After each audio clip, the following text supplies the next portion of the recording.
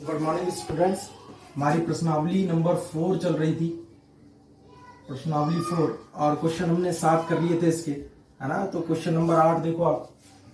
Question 8 है, बिना विस्तार के सिद्ध करना है। सारणी दे रखी है ए बी सी और X Y Z P Q R. ये एक सारणिक है,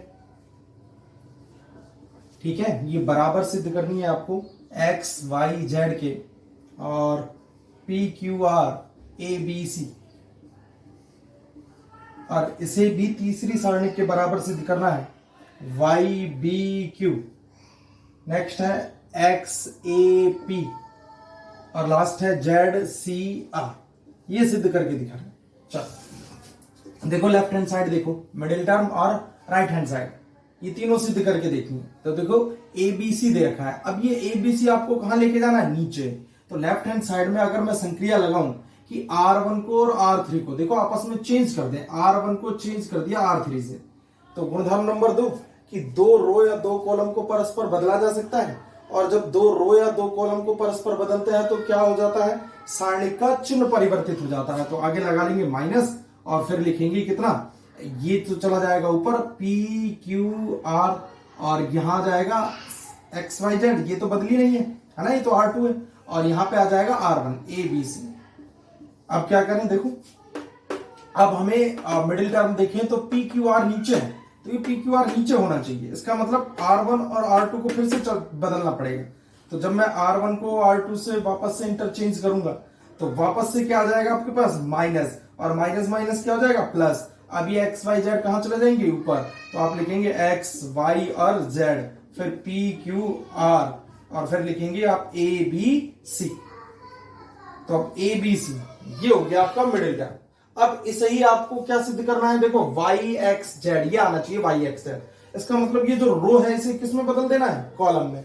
अच्छा, जब आप सारणी, पूरी सारणी को कॉलमों में बदल देते हैं, या प्रत्येक रो को प्रत्येक कॉलम में बदल दें, इसका मतलब किसी सारणी के परिवर्त का भी जो सारणिक है वो समान आता है ना।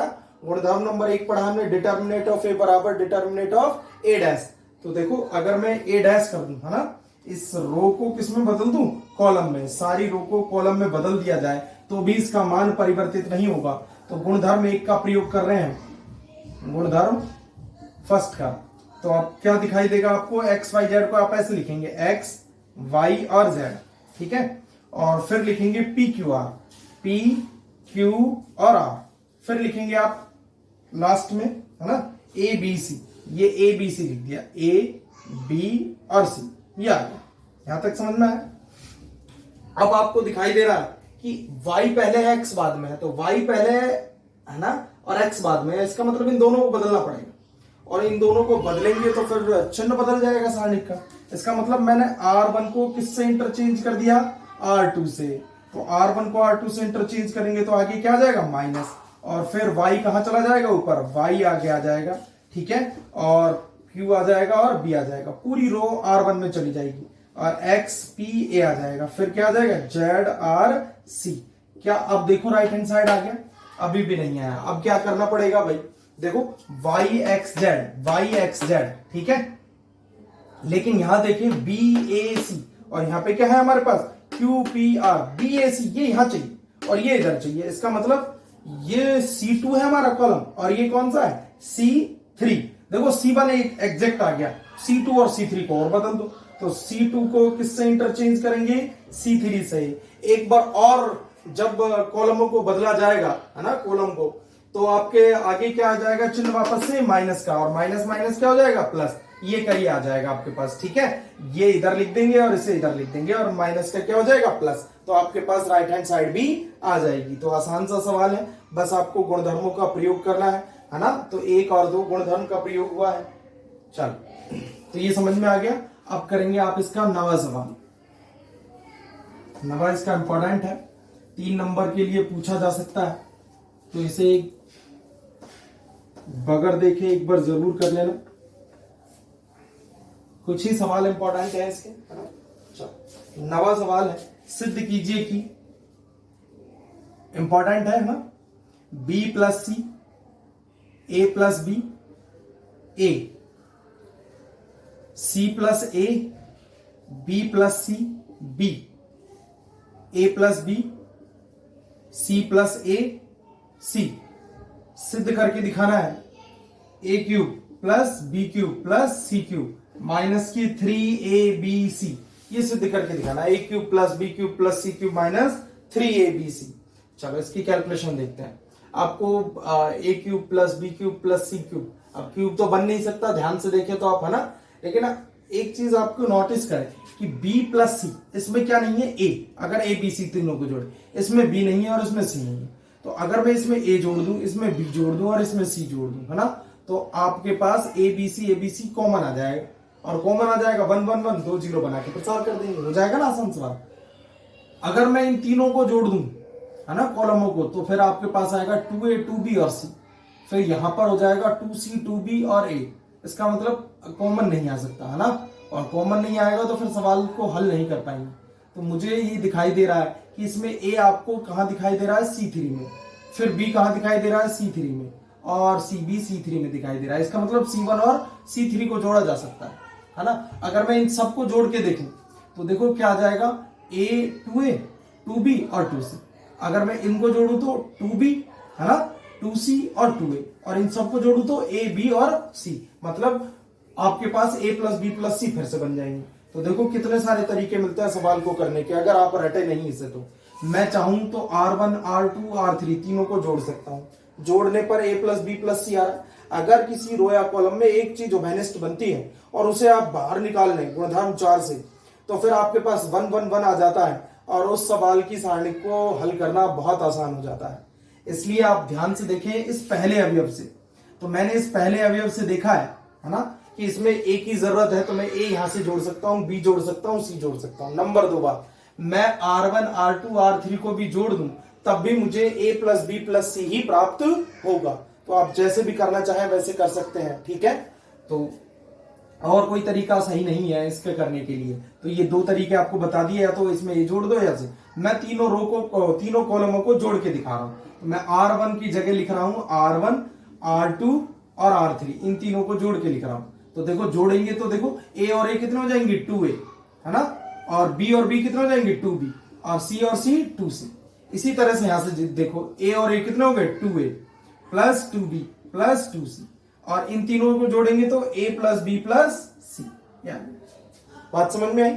चलो next, c plus a as it is, b plus सी और b, फिर लिखेंगे आप a plus b, c plus a और c। अब देखो R1 से ही क्या कॉमन आ जाएगा, a plus B plus C common ले सकते हैं ना। यहाँ तो 2 है तो 2 कॉमन आ जाएगा, a प्लस बी प्लस सी बचेगा, यहां से भी 2 आ जाएगा, a प्लस बी प्लस सी आएगा। तो मैं लिख दूंगा R1 से a प्लस बी प्लस सी ओबेनिस्ट लेने पर, एक बार ध्यान से समझ लेना इसे। जब आप ओबेनिस्ट लेंगे तो a प्लस बी प्लस सी कहां जाएगा, बाहर। क्या बचेगा, इधर से देखो, इधर से बचेगा 2, क्योंकि 2 सब में से कॉमन है ना, a प्लस बी प्लस सी तो बाहर चला जाएगा। यहां से भी क्या बचेगा, 2, और यहां से क्या बचेगा, 1, फिर यहां से बचेगा c प्लस ए, फिर b प्लस सी और b, लास्ट में बचेगा a प्लस बी, फिर c प्लस ए और c। अब 2 0 बनाना है, प्रसार करना है। तो देखो इसे 0 बनाना आसान है, कैसे, 2 में से 2 घटाएंगे और 2 कहां मिल रहा है, साइड में। इसका मतलब ये कौन सी कॉलम है, C1, तो C1 में से क्या घटाना पड़ेगा, C2। तो मैं लिख दिया C1 माइनस C2। चलो C1 माइनस C2 लिख दिया। तो C1 में से C2 घटा के लिखेंगे, क्या आता है वो देखें आप।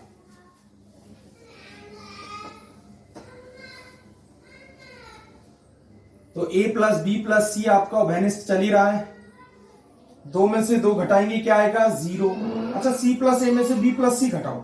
देखो यहां घटा के देख लो, ज्यादा दिक्कत आए तो, है ना, c प्लस ए में से b और c को घटाएंगे तो c से c कैंसिल हो जाएगा, क्या आएगा आपके पास, a minus B. Very good. अच्छा, a प्लस बी में से c प्लस ए घटाओ तो क्या बचेगा, b माइनस सी।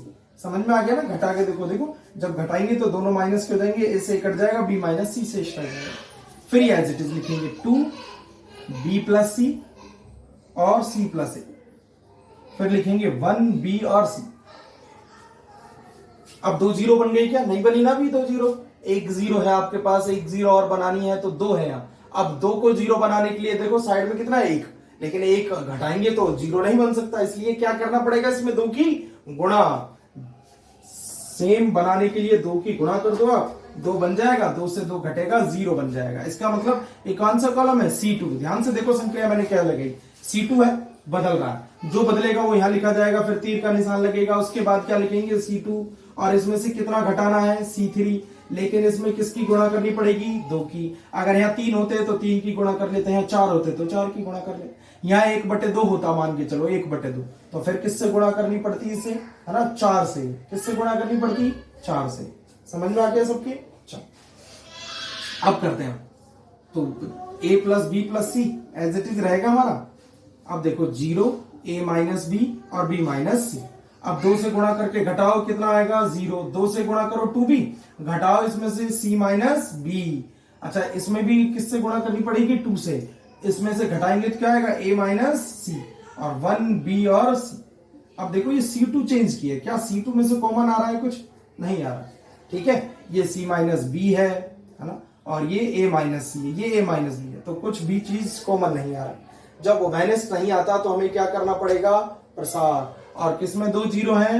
R1 में, तो किसके अनुदिश प्रसार करेंगे? R1 के अनुदिश। तो आप R1 के अनुदिश प्रसार देखो, इसका क्या आएगा?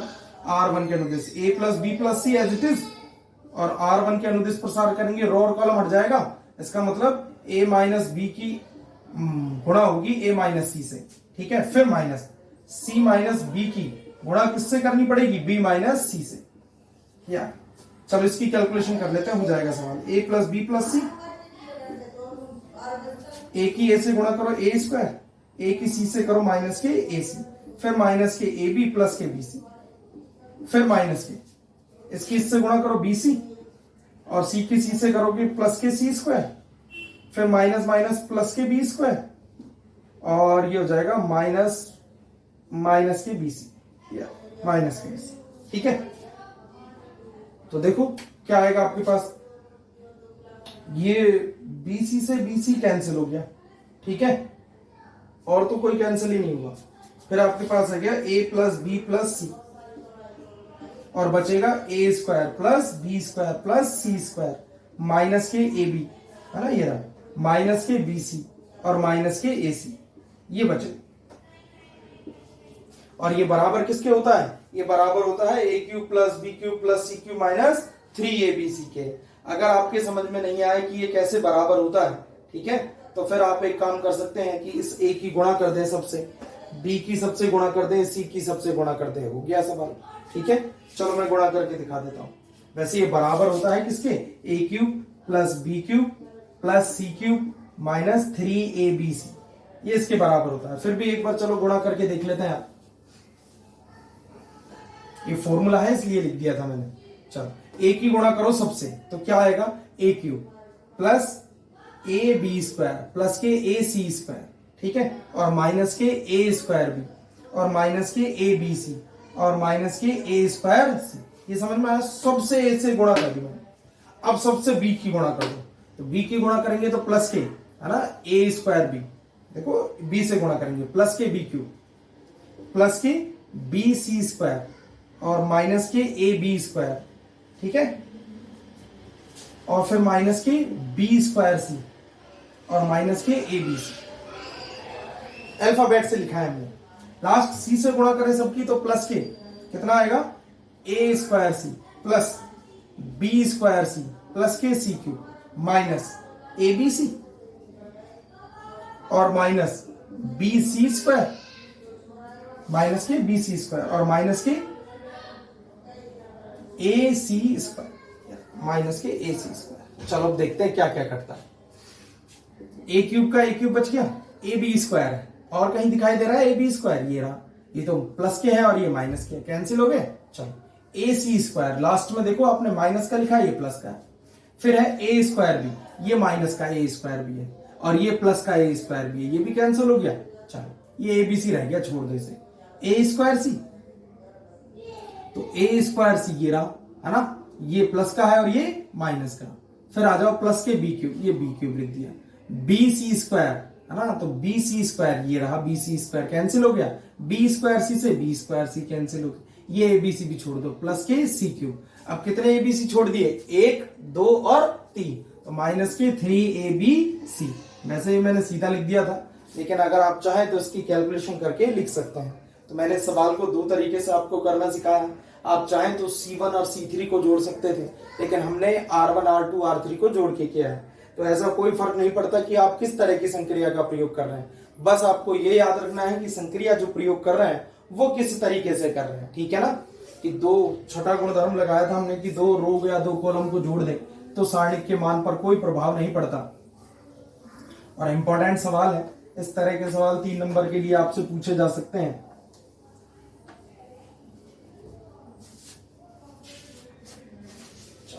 दसवां सवाल देखो इसका। 10वां सवाल है आपको सारणिक का मान ज्ञात करना है। a का स्क्वायर है, 2 का स्क्वायर है, 3 का स्क्वायर है, फिर 2 का स्क्वायर है, 3 का स्क्वायर है और 4 का स्क्वायर है, फिर 3 का स्क्वायर है और 4 का स्क्वायर है और 5 का स्क्वायर है। इसका मान ज्ञात करना है कितना होता है। चलो तो देखो, मान ज्ञात करने के लिए 1 का वर्ग 1, 2 का 4, 3 का 9, 2 का 4, 3 का 9 और 4 का 16, फिर 3 का 9, 4 का 16 और 5 का 25। या अब मैं ध्यान से देखूं तो मुझे इसमें से कोई भी चीज वेनिस्ट नहीं दिखाई देगी, लेकिन क्या मैं 2 जीरो बना सकता हूं? बिल्कुल बना सकता हूं। देखो ये 1 है आपके पास, कितना है? 1।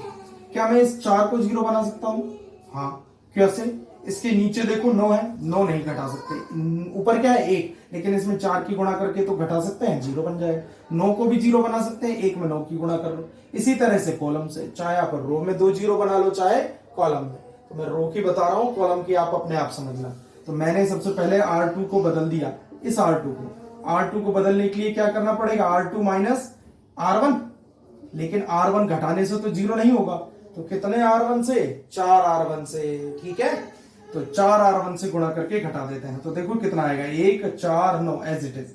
अब देखो 4 की गुणा करो, 4 से घटाओ 0, 4 की गुणा करो, 4 चौक 16, 9 में से 16 घटाओ। ठीक है, देखो 4 की गुणा सब में करनी है आपको, ऐसा नहीं कि एक ही अवयव में करनी है, सब में करनी है। ठीक है, चलो तो ये कितने हो गए? 4 चौक 16, तो 7 में से 16 घटाएंगे, 9 में से 16 घटाएंगे तो कितने बचेंगे? माइनस के 7। ठीक है, हाँ 16 घटा दिया। अब कितने? 4, 9 चौक 36, 16 में से 36 घटाओ, तो 16 में से 36 घटाएंगे तो कितने बचेंगे? माइनस के 20, माइनस के 20। ठीक है ना। अब लास्ट ये एज इट इज लिख देते हैं, 9 16 और 25। अब एक संख्या और लगा देते हैं, एक जीरो और बना लेते हैं 9 को। तो ये कौन सी है? R3। R3 को 0 कैसे बनाएंगे? R3 में से घटा देंगे कितने? 9 और 1, 9 और 1 घटा। तो देखो यहां घटाए तो आपको दिखाई देगा 1 4 9, 0 माइनस 7 माइनस के 20।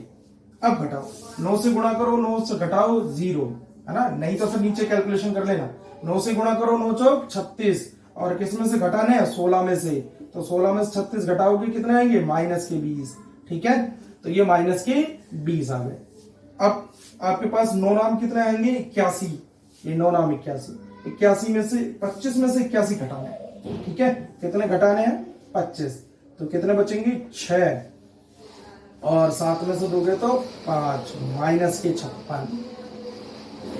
यहां तक समझ में आया आपके? 9 नाम 81, तो 25 में से 81 घटा दिया, 56 माइनस के। अब क्या करना है आपको? प्रसार किसके अनुदिश? C1 के अनुदिश। तो लिखेंगे C1 के अनुदिश प्रसार। तो C1 के अनुदिश प्रसार ढूंढेंगे तो आप क्या आएगा? 1 की गुणा कर देनी है, ये रो और कॉलम हट गया, इसकी गुणा करनी है, -7 की गुणा करनी है माइनस के 56 से, फिर माइनस। ठीक है, -20 की गुणा -20 से ही कर लेंगे। ये कैलकुलेशन हो गई आपकी। गुणा करें तो माइनस माइनस क्या हो जाएगा? प्लस, 7 6 42 और 5 चौक 20 और 4 24, 242, फिर minus, minus minus plus into minus करेंगे, माइनस आएगा, कितना आएंगे? 400। ठीक है, ये 400 आएगा। अब 400 घटा देता है तो माइनस के बचेंगे आपके पास। ठीक है, तो माइनस के कितने बचेंगे? 8। ठीक है, 5 और 1, 158 आ गए माइनस के। तो इसका मान आएगा 158, वो भी माइनस के। ठीक है, समझ में आया सवाल? एक बार दोबारा से आप देख लें।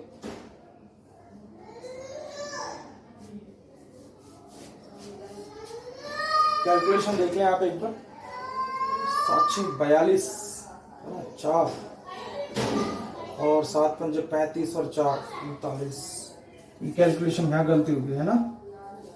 और 7 कैसे कर दिया, इसकी गुणा दोबारा से देखो। 7×42 है ना 4, 7×5 और 4 39, गलत कर दिया, 39 आएंगे। ठीक है, अब घटाओ इसमें से कितने बचेंगे, -4 आएंगे। कैलकुलेशन ध्यान से देखो, अब भी कैलकुलेशन गलत हो गई ना। कितनी आएगी, 7×42 -8। एक बार दोबारा देखो इसे, क्या कैलकुलेशन कर दी। कैलकुलेशन है 7×42 है ना, हासिल 4, 7×5 और 4 39। ठीक है, फिर ये बचेगा प्लस के हो जाएंगे और ये बचेंगे -400, 2 दूनी 400, तो ये कितने बचेंगे, -8 आंसर है। ठीक है, चलो कैलकुलेशन एक बार ध्यान से कर लिया करो।